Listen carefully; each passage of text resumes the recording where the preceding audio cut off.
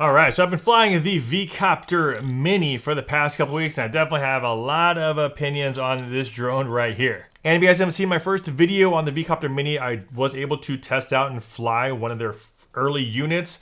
It wasn't the final production unit. This is actually the final production unit. So I was excited to get this drone just to see how it compares. And like I said in my very first video, how it compares to these drones right here. We have the Mini 3 from DJI, as well as this one here, the Mini 4K. Let's go through some of the specs that are very similar, also what's different about these drones, and more importantly, what's my experience flying this drone now, especially when I've so used to flying these drones here. How do they compare? And we will especially talk about some of the quirky things that I did notice with this drone right here. First and foremost, what makes the Vcopter Mini so unique? Well, as you can see here, 2 arms, 2 propellers, 2 rotors, these tilt rotors right here. Most people are used to seeing something like this, and they're not used to seeing this right here, which is a bi-copter design. When this thing is up in the air, it actually does look like a little bird. Now, when it comes down to weight, the great thing is all 3 of these drones come in under 250 grams. So depending on where you live, if you have to register your drone with the FAA, more likely they have restrictions where drones that are over 250 grams, you'll need to register with them. Here we sit under 250 grams. These all are around 246 to about 249 grams. Next similarity we have is they all shoot 4K up to 30 frames a second. Now there are some other resolutions and frame rates below that. However, when it comes down to just standard video resolution, 4K 30 on all these drones. Here are some side-by-side shots, all shooting 4K 30 frames a second. Everything set to auto. Exposure audio, white balance set to auto. This is what it looks like between these drones.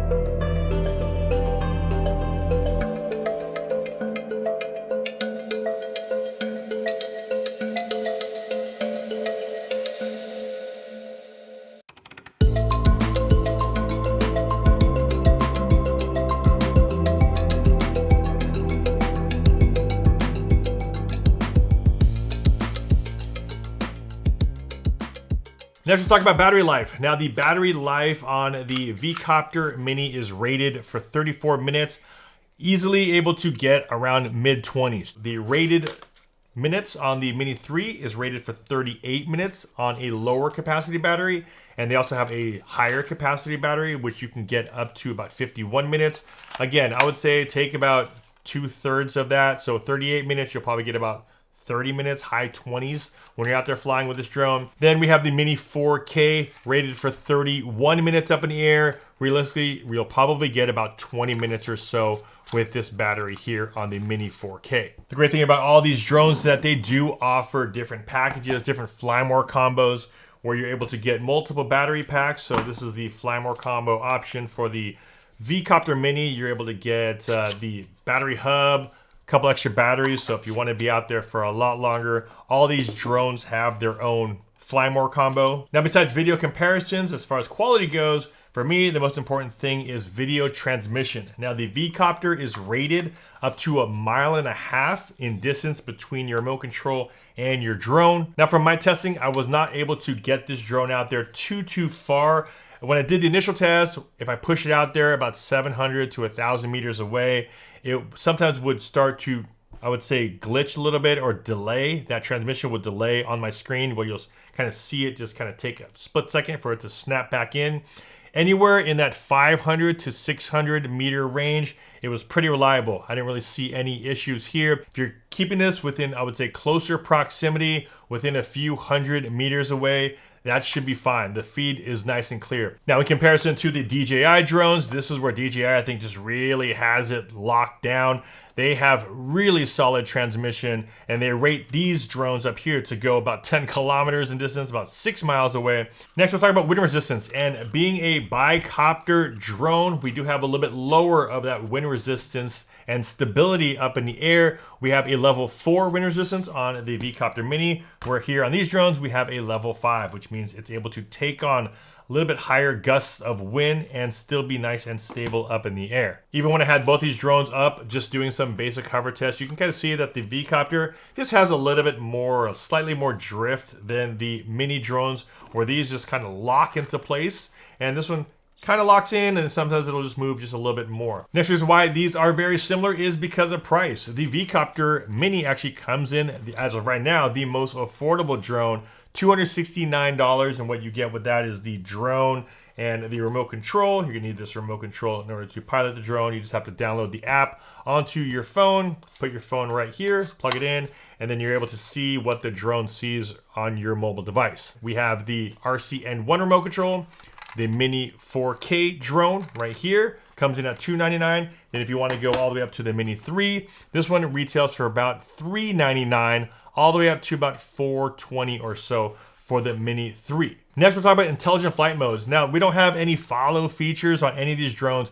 None of them have any obstacle avoidance. We only have bottom landing sensors on all of them, even though it looks like there's sensors here that can do something, but they're really not. Even on the Vcopter, we have these little black stickers or color here on the front. Makes it look like there's sensors happening, but there's really nothing there. So when it comes down to obstacle avoidance, these, I would say, lower end beginner drones don't have any of those. The one thing that these drones can do, which is still an intelligent feature, is they can do things like quick shots. Now, the DJI ones have about 4 or 5 different quick shots that you're able to do.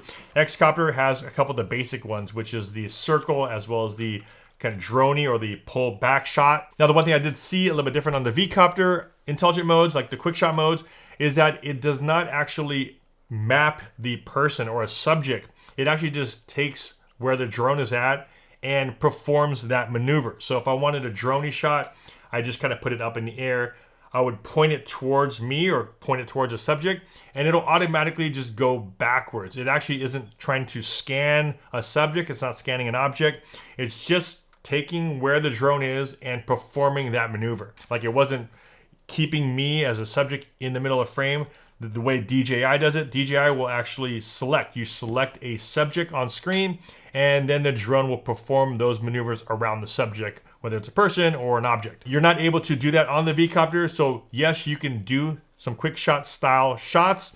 However, it doesn't keep necessarily the subject in the middle of your frame the same way DJI does it. Next, we'll talk about size, and being that these are minis, this is actually called a Vcopter Mini, definitely is a lot smaller than the full-size Vcopter that came out. And when you fold them down, this is what they look like side by side. The minis, I would say, fold down just a little bit smaller, nicer, kind of rectangle package, where here it's pretty long, and you do get some things that can get caught up sometimes when I'm throwing it in my bag. Now, those are just some similarities, and of course, some of the differences I'm finding with these drones. Now, there's definitely a ton of features that we didn't talk about as far as some of the camera options with the true vertical shooting on the Mini 3. For me, the biggest difference when flying these drones was that transmission. When you throw a DJI drone up in the air, you know what you're gonna get. It's automatically going to be able to fly at far distances. You don't have to really worry about it too much. With the Vcopter, that's some of the issues I ran into, is that you just have to kind of keep it within a closer proximity. When it is closer to you, feed is nice and clear, and you're able to pilot the drone and fly it as you would expect to. Biggest advantage you would get with something like this drone right here is the unique factor. You have something that is not like any other drone because you have this bi-copter design. And when it comes down to video quality, 4K 30, and some of the quality that comes out of this, if I were to put these not side by side, you just have them by itself, the video qualities of all these look pretty good. Where here, the Mini 3 is definitely a step up. We have a full new design, higher quality, higher resolution camera here, as well as a bunch of other features on this drone, which you might not have on these right here. I have a ton of separate videos that go into more details on these right here. And of course, as I fly the Vcopter a little bit more, I'll come out with some more in-depth videos on this drone. Of course, if you guys are interested in any one of these drones, I'll leave all the links down below in the video description. There's also some specials down there too. That's some of the companies are having, so I'll make sure those are listed down below. As always, if you guys got some value from this video, a big like would be much appreciated. This is Aldrin Stasio with FlytPath.com. I'll see you in the next one. Take care.